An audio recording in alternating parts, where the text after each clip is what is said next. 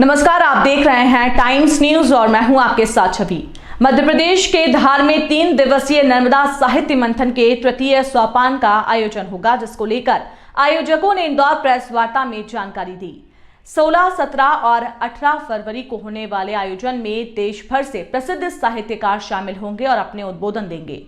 विश्व संवाद केंद्र के अध्यक्ष दिनेश गुप्ता और संयोजक डॉक्टर मुकेश मोड़ ने बताया कि राजा भोज की नगरी धार में विश्व संवाद केंद्र मालवा के वार्षिक साहित्यिक समागम में नर्मदा साहित्य मंथन के आयोजन के दौरान परिसंवाद, व्याख्यान, प्रश्नोत्तरी एवं प्रस्तुति के 17 सत्रों के इस आयोजन में मालवा निमाड़ के कई रचनाकारों की पुस्तकों का विमोचन होगा। विश्व संवाद केंद्र मालवा के तत्वावधान में नर्मदा साहित्य मंथन का आयोजन प्रतिवर्ष हो रहा है। यह उसका तृतीय सोपान है। इसके पहले महेश्वर और धार में 2 इस तरह के मंथन हो चुके हैं। यह तृतीय मंथन 16, 17, 18 फरवरी को धार में होने वाला है, राजा भोज की नगरी और माँ वाग्देवी की नगरी में। इसका मुख्य उद्देश्य यह रहता है, सबसे पहला कि राजा भोज, जिनका साहित्य, कला और ज्योतिष, वास्तु में पूरे भारत की संस्कृति में बहुत बड़ा योगदान रहा है, उसके विषय में समाज को ज़्यादा जानकारी नहीं है। तो राजा भोज की नगरी में आयोजन करने का उद्देश्य यह है कि यह एक चर्चा का विषय बने, नरेटिव सेट हो कि राजा भोज का अपने साहित्य में, अपने देश की संस्कृति में कितना बड़ा योगदान रहा है, इसके विषय में भी चर्चा हो। दूसरा, इसमें जो विषय चयन किए गए हैं और जो वक्ता चयन किए गए हैं, वह उसका मूल उद्देश्य यह है कि भारत का जो अस्मिता है, भारत की जो आस्था है, वह स्व आधारित है। भारत का स्व क्या है, उसकी संस्कृति और उसकी सभ्यता के जो बेसिक मूल्य हैं, उसके विषय, उस पर आधारित अपने समाज का निर्माण हो। इसीलिए जो वक्ता और जो विषय चयन किए गए हैं, उन सभी को यही ध्यान में रखकर किया गया है। उदाहरण के लिए मुकुल जी कानेटकर बोलने वाले हैं स्व आधारित शिक्षा। आलोक कुमार जी, जो कि विश्व हिंदू परिषद के राष्ट्रीय अध्यक्ष हैं, वह सबके राम, सब में राम, इस पर बोलने वाले हैं। रमेश जी पतंगे संविधान में राम राज्य का मार्ग, इस पर कहने अपने विचार रखने वाले हैं। तो इस तरह से स्व के ऊपर जो भारत का जो मूल चिंतन है, उसको फोकस में रखकर सभी विषय और उनका आज की जो परिस्थितियों में किस तरह से हम समाज के बीच में विषय को लेकर जा सकते हैं, उसको ध्यान में रखकर सभी विषय और वक्ताओं का चयन किया गया है।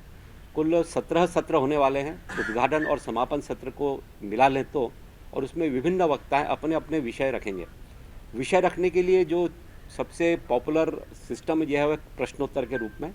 तो एक मॉडरेटर रहेंगे और उनसे जो भी प्रश्न रहेंगे वो प्रश्न पूछे जाएंगे, और उनके प्रतिपादन के पश्चात जो वक्ता, जो श्रोता रहेंगे, वो भी उनसे प्रश्न पूछ सकते हैं। कार्यक्रम के समाप्ति के बाद, सेशन के बाद एक सत्र, एक व्यवस्था की गई है कि अगर पत्रकार बंधु उन वक्ताओं से कुछ प्रश्नोत्तर करके और कोई विषय जानकारी लेना चाहते हैं तो वह भी उसमें कर सकते हैं। ये 15 तारीख की शाम को राजा भोज के ऊपर जो प्रदर्शनी है, उसका उद्घाटन होगा 15 की शाम को। और भी कहें तो 15 को ही, चूँकि यह नर्मदा साहित्य मंथन है, पहली बार महेश्वर में हुआ था माँ नर्मदा के तट पर, दूसरे बार कलश में नर्मदा का जल लाकर उसको मंच पर रखा था, तो वही प्रक्रिया इस बार भी रहने वाली है। तो 15 की शाम को प्रदर्शनी के उद्घाटन से कार्यक्रम का प्रारंभ होगा। 16 तारीख को सुबह 10 बजे उद्घाटन सत्र रहेगा, जिसमें प्रज्ञा प्रवाह के राष्ट्रीय संयोजक जे नंद कुमार जी और कुछ भगवती चरण राजपुरोहित जी रहने वाले हैं। इसमें एक नया प्रयोग ये किया गया है कि धार में 17 तारीख की सुबह एक हेरिटेज वॉक रखी गई है, जिसमें राजा भोज से संबंधित जितने भी धार के स्थान हैं, वहाँ पर पैदल चलकर लोगों को उसके बारे में जानकारी दी जाएगी। प्रति संध्या रात्रि को कुछ सांस्कृतिक कार्यक्रम भी होंगे, और इसमें पहली बार देवी अहिल्या विश्वविद्यालय, विक्रम विश्वविद्यालय और कालिदास एकेडमी, ऐसे भी इन एकेडमिक यूनिवर्सिटीज़ को भी उसमें इंक्लूड किया गया है, शामिल किया गया है, कि जिसमें वहाँ के रिसर्च स्कॉलर भी इसमें भाग लें और उनका अपने आगे किस तरह से विषय को आगे ले जा सकते हैं, उसके बारे में चर्चा की जा सकती है। टाइम न्यूज़ देखिए अब आपके मोबाइल और स्मार्ट टीवी पर।